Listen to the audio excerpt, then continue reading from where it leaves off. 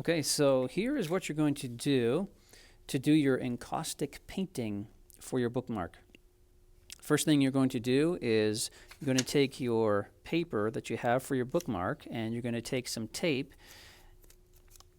Take a little piece of tape, and what you're going to do is you're going to tape it down on one side. The side that you're going to tape it on depends on what side you're going to hold your crayon in. So if you're holding your crayon with your right hand, like I am, then you're going to want to put the tape on this side so that when the air blows this way, it's not going to blow your your paper away.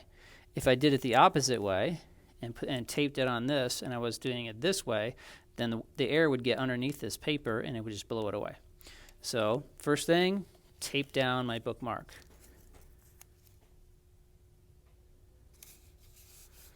There we go. There. You want to have just a small piece covering the bookmark as you can.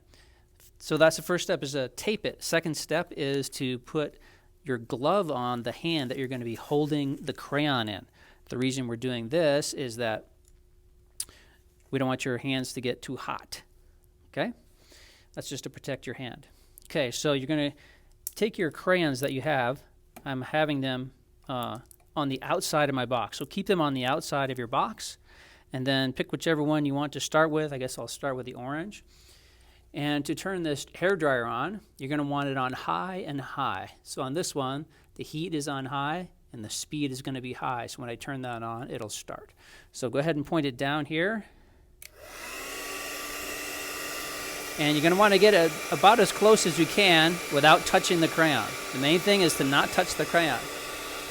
So what you'll notice is that pretty soon this wax is going to start to melt, and that's where you can start moving the wax all around however you want. So you want to keep the hairdryer away from the crayon. You just don't want them to touch. And then you just take your second crayon and you're going to melt it wherever you want. And you can go on top of, you can blend the crayons together to make some cool effects and cool colors.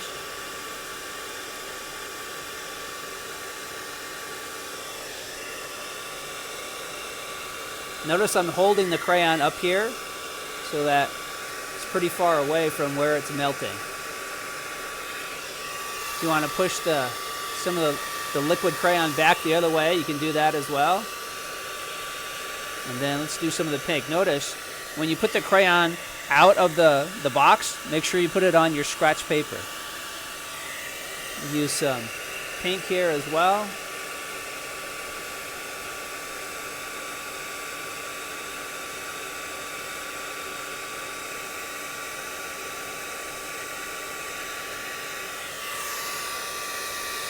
Blow it different ways.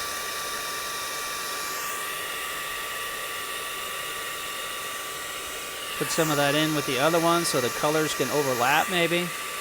Some pink down in here. Okay, and as you're doing this, the other thing that you want to keep in mind is balance. Notice I have a lot of yellow in the middle here, and so what I'll do is I'll try and balance that with some yellow on the outside as well. Okay, now this is why we have it in the box, so sometimes the crayons break off. If that happens, it's not a problem. You can just leave it and use the rest of the crayon that you have.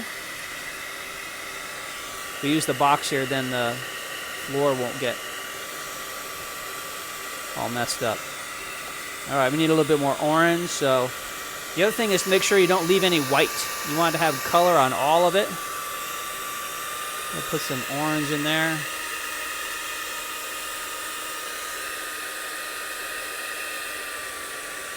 Some orange on top of the yellow, see what happens with that.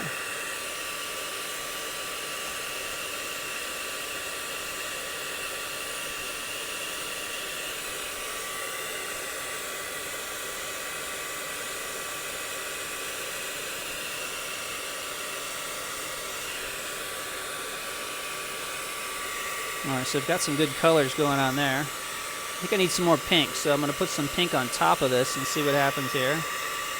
Oh yeah, that's good.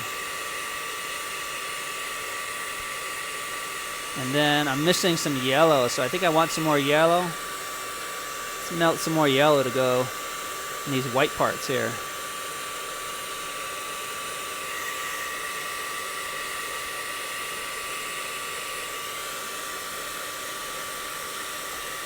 Yeah, there we go. That's looking good. So now the other thing is you can use a crayon to melt some of the crayon that had already dried and cooled off a little bit. That's looking pretty good there. All right. I think the only other thing is maybe we'll try and put a little bit of yellow up in this area here. See if I can get some more in there. See how that orange is turning more yellowy. That's looking good.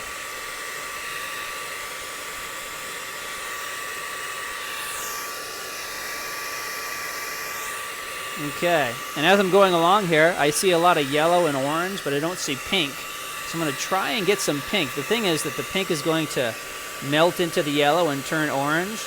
But if I get some spots that don't melt too much, then I might be able to get some more pink in there. So you just got to play with it a little bit. Oh yeah, that pink is looking good in there. Try and put some pink up in here. Down the corners there. There we go. That's looking better there. And maybe a little bit more pink down in here. And there you have it. So I think that's going to look good for now. Remember, always put your crayons on your scratch paper. And then you can take off your glove.